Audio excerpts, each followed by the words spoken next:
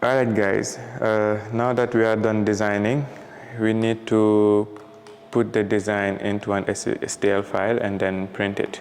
First, what we do is that before you print something, you need to save it with this extension that I just mentioned. You just have to change the extension to STL file, and then you give it any name that you want, like let's say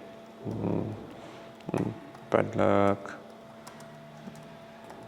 to print, because it's just a name, so I can recognize it when I will have to take it. Then I put the extension to STL file, then I will have to save it. Okay, now the saving is done. The next step is to go take this STL file. I just call it Padlock to print. Yeah, it's here. What you do is you need to open the software for the 3D printer, which is Flash Print, because we are using a FlashForge printer. Now you need to import the file inside, which is the XL extension. Okay, now that is done. Let's make it bigger so you can see. So you need to select it, make sure that it's on the table, you put it on platform, you go on rotation, you put the surface to the platform. Then before you print, you need to add some support, because there is this kind of space. If you print it, it can't be printed on the air just like that. So you go and add some auto support and let the software do it for you. Now that it's done, always remove the holes, the support that are inside the holes. If not, it won't be easy to remove them after it's print. Now you just go select delete, and then you delete everything that you don't need. You go find the name, which is Padlock to print. Here we go. Padlock to print. Okay, right there. You select it. Now the printer time is estimated to 8 hours 45 minutes. We just have to select build.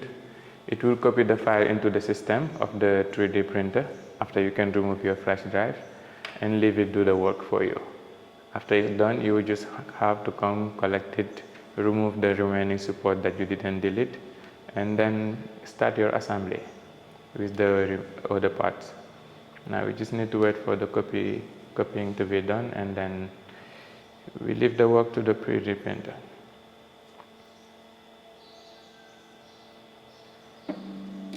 Alright, it's starting. We can remove our flash drive, and now the 3D will start the work and do its job.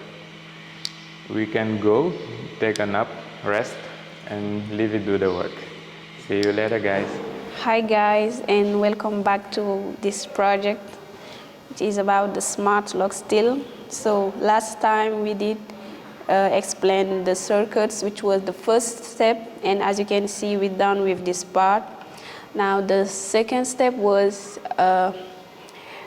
having our environment ready with the Azure IoT hubs and creating our database and streaming task. That also is done. As you can see, we have all the 3 resources created. It's loading. So these are the resources. Come on. So as you can see, this is our database named RL. This is the hubs, which we name Smart Lock. And then our streaming, we just name it streaming. So first step done, second step done, we have the hubs that where we can host our data. So now the third part was about it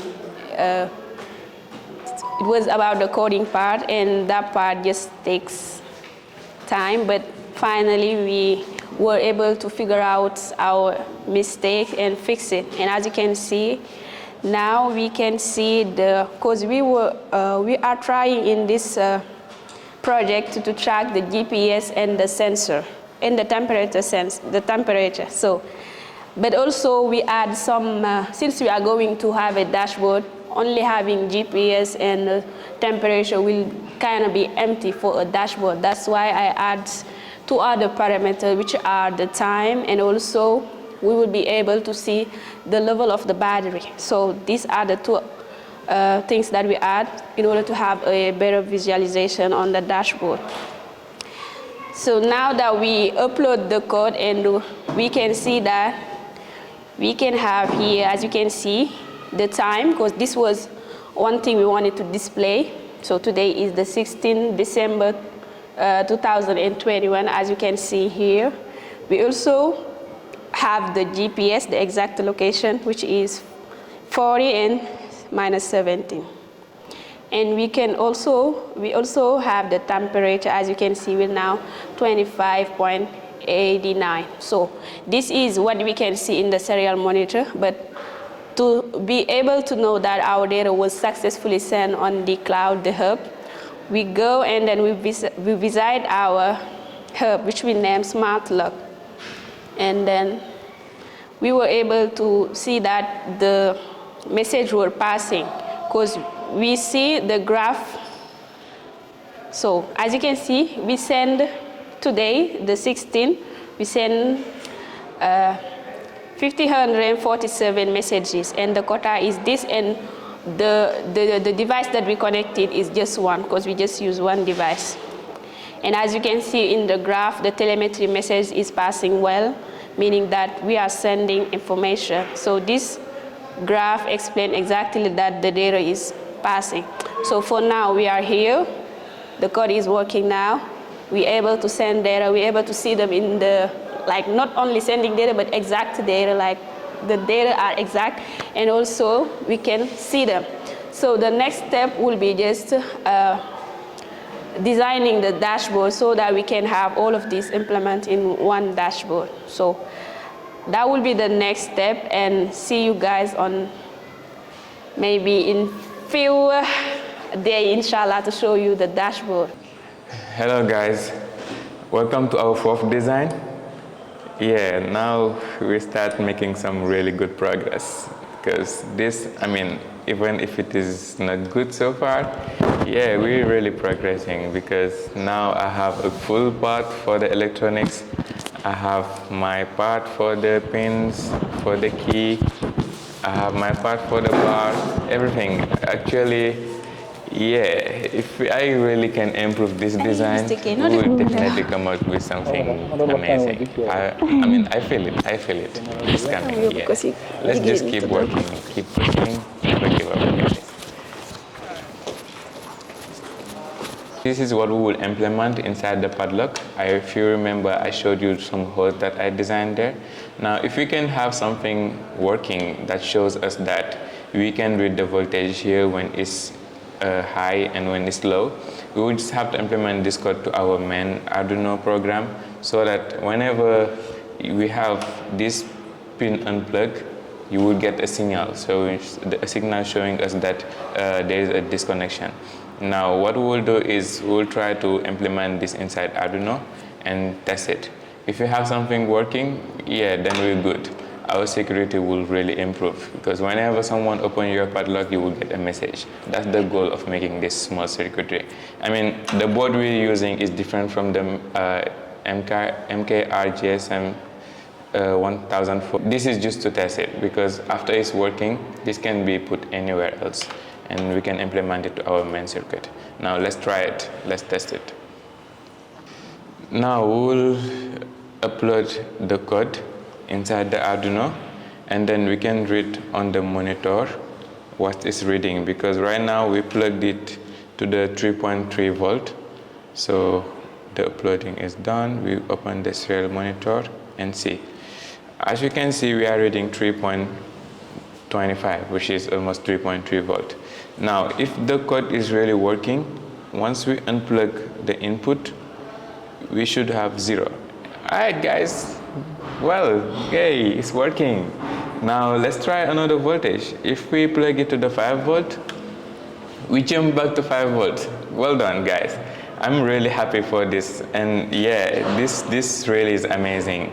We just have now to implement this to our main circuit. The code is working. Okay, we have 3.25 volt. Yeah, because we plug it to the 3.3 volt.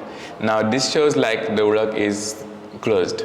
Now let's try to acting as if we open it, and yeah, we jump to 0 volt. Okay guys, this is working. Let's try another one and see. Let's put it to the 5 volt. Okay, and we get a 5 volt. So meaning it's just on the program. If we put a 5 or 3 volt, it depends of how big we want the voltage to be. But as soon as we do it, whenever it's connected, we will get this signal on the board. Now, if it is 0, you get your message. That's the goal of making this. And it's working, guys. All right. So where we are now. Okay, now that the circuit is working, we will just have to implement this into your board, because yes. I mean, if we do it, and then I will give you also the code that you will implement in there. What we will do is, you know, we're sending SMS from your code, right? Yes. Now we'll just take this as an input. Now whenever the input is high, we leave it as normal. But if we get it as low, meaning that it's disconnected, then that's where your SIM card will send the SMS and say that, hey, the lock is open. It's open, and then you send also the location and the time and everything. Yeah, all information that you can get from there, you just send it, so the owner will know that now there's someone open my lock. So okay.